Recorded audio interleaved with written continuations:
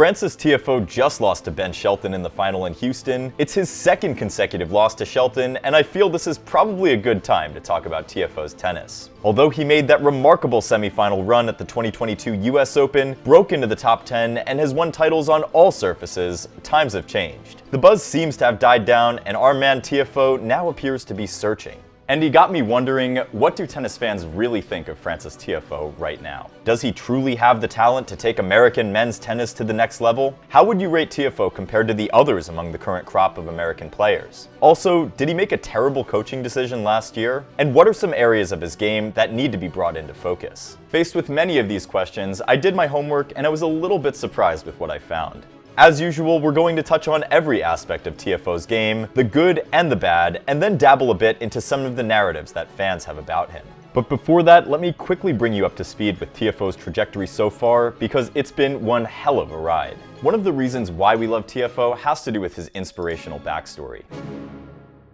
The son of immigrants from Sierra Leone who escaped the country due to civil war, Tiafoe grew up in suburban Washington, D.C. His father worked as a janitor at the Junior Tennis Champions Center in College Park, Maryland, and Francis and his twin brother Franklin would often sleep in the storage room with one small window in the tennis center while their mother worked the night shifts as a nurse. It was only natural to see Tiafoe love the sport as a kid. Tiafoe picked up the discarded rackets and just about anything that he saw, and he practiced by hitting the ball against a wall. Tiafoe didn't get to play tennis with the right equipment until he was about 12 years old when he bagged his first sponsorship deal. How did his junior career pan out? Tiafoe's junior career was extremely successful, and he reached the number 2 spot in the junior rankings. At 15, Tiafoe became the youngest player to win the Orange Bowl in 2013, and by 2015, he capped off his junior career by winning the USTA Junior National Championship at 17 years old. Super impressive for a player who didn't even get to train with the right equipment. After turning pro in 2015, Tiafoe quickly broke into the top 200 before the end of the year. He would then win a couple of challenger titles and break into the top 100 the following year. Come 2018, Tiafoe had won his first ATP title at the Delray Beach Open, entering the tournament as a wild card. It was a big deal at the time because Tiafoe beat then world number 10 Juan Martín del Potro en route to the title. With his title win, Tiafoe became the youngest American to win an ATP title since Andy Roddick did so at the US Clay Court Championships in 2002. Coupled with many other impressive performances, Tiafoe had now broken into the top 50, and he made the quarterfinal of the Australian Open in 2019, but for the next 3 seasons, he would struggle to make deep runs in big tournaments. However, 2022 was the year that everything changed. After a solid first half of the season, Tiafoe announced himself on the big stage with a sensational US Open semifinal run that saw him defeat Nadal in the 4th round and Andrei Rublev in the quarterfinal. Tiafoe's semifinal appearance meant that he became the first American to reach the semis of the US Open, also since Andy Roddick did so in 2006. He would then lose a gripping 5-setter to the eventual champion Carlos Alcaraz. Francis also reached the final of the ATP 500 in Japan and the 250 level tournament in Estoril, all of which propelled him to a top 20 presence that year. Following a 35-25 record in 2022, Tiafoe had the most successful season of his career. He won the United Cup, reached the semifinals at Indian Wells, and also won the US Men's Clay Court Championships in Houston before winning the Stuttgart Open after saving a match point against Jan-Lennard Struff.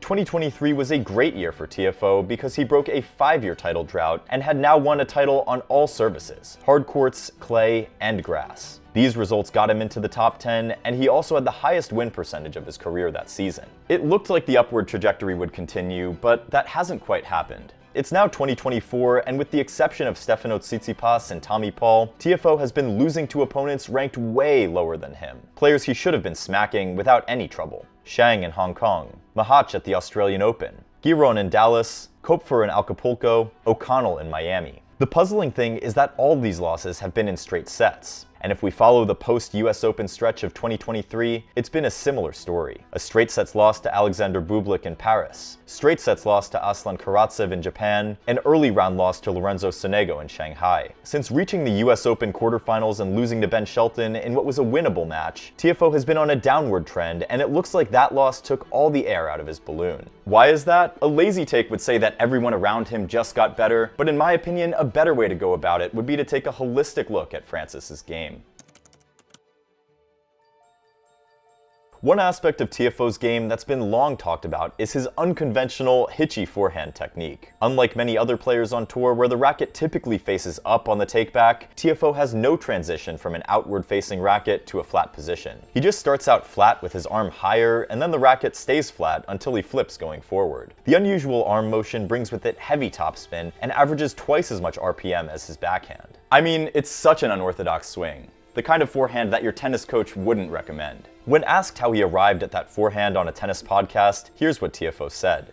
I'll be honest with you, I used to have a normal forehand, and then I'll never forget, I was played this tournament, Les Petits As in France, and I came back, and then all of a sudden it was funny, because I was joking around and making fun of dudes' forehands on the tour. Like, I would always go and do that. I would see guys on the tour hit, and so I was like copying a bunch of guys, and coach was like, you need to stop doing that, because then your strokes get messed up. I was like, nah, come on, man.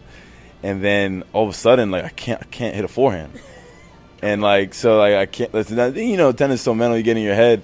And then so I'm trying a bunch of things, I'm just messing around, I'm hitting balls on the wall for like hours, and just trying to like just have like, cause I'm all a field player, like it's like how it feels. And then I was joking around, swinging like that, and it felt nice, and here we are. When looking at his forehand potency per match from the number of matches charted, according to data from Tennis Abstract, Tiafoe's forehand effectiveness doesn't come close to that of any top 10 player. Well, except for Hubert Hurkacz. I bet you already knew that. And with muscle memory kicking hard, the 26-year-old Tiafoe might find it a little bit difficult to change his technique. But for what it's worth, Tiafoe's forehand, as unconventional as it looks, has been effective against players. But let's get to other aspects of his game. Tiafoe's flat backhand often creates a problem for opponents because of its stark contrast to his forehand. His ability to take the ball early, coupled with his contrasting ground strokes, creates a unique challenge for big foes' opponents a lot of the time. His backhand down the line is especially great.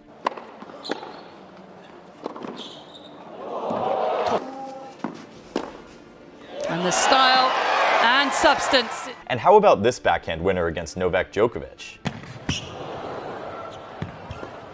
That's extra special.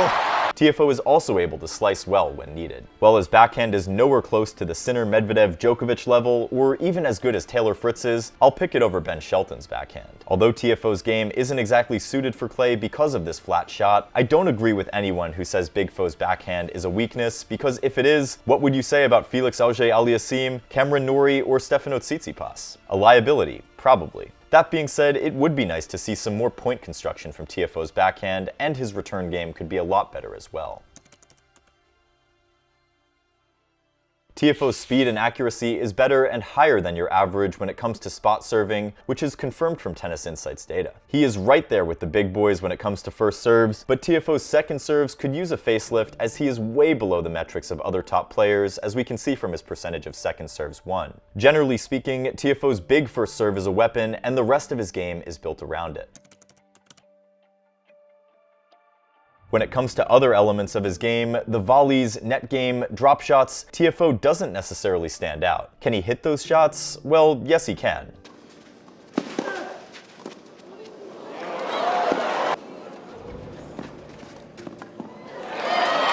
However, Tiafoe doesn't fall into the category where we might call him a crafty player. His game just holds up here for the most part, and he still remains an offensive baseliner. So for sure there is a lot of room for improvement in this area, especially with his net play. However, his athleticism and movement still make him an exciting player to watch. He's quick around the court and is capable of shifting play styles with different angles to make rallies shorter. This serves to his benefit. Tiafoe alchemizes energy into his tennis. When all is going to plan, we see a focused Francis locked in, and with the crowd engaged, he brings out his best tennis. However, when the going gets tough and he isn't quite getting that energy that he needs, Tiafoe may sometimes come across as somewhat uninspired. Not because he actually is, but it has more to do with the fact that he sometimes has difficulty finding that extra gear to bring about a change of momentum in a match. Tiafoe's lack of intensity in the big moments and his limited ability to find his best tennis when he needs it most goes hand in hand with this next point. Due to his recent slump, questions have been asked about Tiafoe's mental toughness, and I find it quite interesting. Tiafoe sits pretty much at the bottom alongside Casper Ruud and Stefano Tsitsipas when it comes to upsets scored in the last year. For context, we're talking about beating a player that's ranked higher than you, and Tiafoe hasn't been able to do that even once in the last 52 weeks. Meanwhile, the American has lost to players lower than him 12 times in the same time span. If we're taking into consideration a sort of mental toughness rating where we compare how players perform in pressure situations, deciding sets, and tiebreaks, how would you grade Tiafoe on a scale from A to F? It's one thing to not be able to beat players that are better than you, but it's quite another thing to be losing to players you should be smacking. Personally, I don't think Tiafoe is weak when it comes to mental toughness, but he doesn't exactly stand out either, judging solely on results and performances in the last year. It's also quite funny because Tiafoe's match win percentage in 2023 was almost 70%, the highest of his career and a top 10 presence in the stat. Tiafoe won more matches in 2023 than in any other year of his career, but it didn't quite feel that way to some fans. Why is that? After beating Rafa Nadal and reaching the semis of the 2022 US Open and breaking into the top 10 midway through 2023, fans were hoping that Tiafoe's stock would continue to rise, but having slipped down the rankings, question marks are being asked about his mental toughness. But let's narrow down on some of the narratives that tennis fans have about Frances Tiafoe. Tiafoe seems just content with his tennis, the fame, and the money at the moment, and isn't motivated to push any harder to be the best version of himself. When I usually see takes like this, I wonder if some people really know what it means to compete at the highest level in tennis. It's a difficult sport, and for Big Foe, probably the hardest. 100%. Hardest sport in the world. I still think it's the hardest sport in the world. Verdict: disagree. It'll take some convincing for me to believe that Tiafoe isn't motivated. However, I do agree that the optics don't look great at the moment, and it's pretty obvious that he has been searching for that winning spark, but not winning doesn't mean you're not motivated. Tiafoe's personality may seem laid back. We know that he loves to prank people. Dude, I will knock you out. And may come across as a goofball, but I don't think we should come to a conclusion that he isn't motivated just because of that. I doubt anyone was talking about motivation 2 years ago or in the first half of last year. Slowly but surely, Tiafoe is getting back to where he truly belongs, which is top 30. He was lucky to make the top 10 with only 3 singles titles and isn't as talented as Tommy Paul and the other Americans. He's just another overachiever. I'll admit it doesn't help that all of Tiafoe's ATP singles titles have been 250s, but we should know that a year of consistency, a deep slam run, and winning titles got him into the top 10. Verdict: tough one to call out. Tiafoe's ceiling is definitely higher than just top 30. He's way better than that. He finished both 2022 and 2023 inside the top 20, so the top 30 argument doesn't hold water to me. That being said, it doesn't help to see that Big Foe has a poor record against top 10 players. 1-3 against Sinner, 1-7 against Zverev, 0-5 against Medvedev, 0-2 against Novak, and 1-1 against Alcaraz. That's a combined 3-18 against top 5 players. None of those 3 wins have also been recent. Tiafoe fares slightly better against the other top players though. But even among the current crop of top Americans, Tiafoe hasn't exactly performed. He's lost his last 2 meetings against Seb Korda, lost to a much younger Ben Shelton, and Tiafoe is 1-6 against Taylor Fritz, and 1-3 against Tommy Paul. So yeah, Big Foe is not top 10 potential at the moment, but that could very well change if he discovers that winning spark again. Has he already peaked? I can't say. Either way, he's going to have a solid career and a shot at the big titles down the line. When it comes to talent, are Tommy Paul and Ben Shelton more talented than Tiafoe? I'll leave that up to you guys, but the truth is that many tennis fans have vague definitions of talent. You shouldn't just say one player is better than another without actually saying how. Tiafoe hit a ceiling with Wayne Ferreira. He made a good decision by parting ways with him. The South African coach, who's a former world number 6 player himself, helped Tiafoe with his overall game and brought a lot to the table during their 3 years working together. And I don't disagree with anyone who felt that something was still missing in his game, and he was already in a slump towards the end of 2023. Tiafoe reunited with former USTA coach Diego Moyano ahead of this season, but his fortunes haven't turned around. But I wouldn't panic just yet. I mean, it's still early days. Verdict: slightly agree. I do understand that some decisions don't make sense at first glance, but we all know that coaching relationships often have a timeline to them. Once it runs its natural course, there's no point in continuing to work with each other. Besides, we can't really say what goes on exactly behind the scenes, so with the limited information to work with, we could best believe that Tiafoe did what he thought would be best for him, and there should be no shame in that, even if it didn't seem like the best way to go about it. Nothing changes the fact that Wayne Ferreira did an excellent job with him. Tiafoe let fame get to his head. His career has been downhill since he embraced the spotlight. Verdict: slightly disagree. I do understand where this is coming from, and I'll even go as far as saying that it sometimes looks like he's just lost some focus, just by judging from the eye test. Seeing Tiafoe always laughing and joking around, even on the court, has been a source of frustration for fans who want to see him win more. But without trying to sound nice, I think we should give players credit for what they've achieved first before the critique. Tiafoe especially, seeing the conditions in which he started playing tennis. It is worth noting that American players on the ATP Tour deal with enormous pressure to perform, as fans are literally looking for a slam winner in every player, especially since 2003 when Andy Roddick last won the US Open. And when these players don't perform, we're often quick to point out a number of factors. For instance, Tiafoe loves the NBA. It's probably another hobby of his, so what's wrong if he spends some free time playing basketball? Tiafoe loves to make bold fashion statements also. Even among other Nike-sponsored players wearing the same pattern on their outfits, Tiafoe's matching set Cabana style always stands out. He does love the spotlight, the high-profile sporting events, and all the good stuff, but that shouldn't be a crime.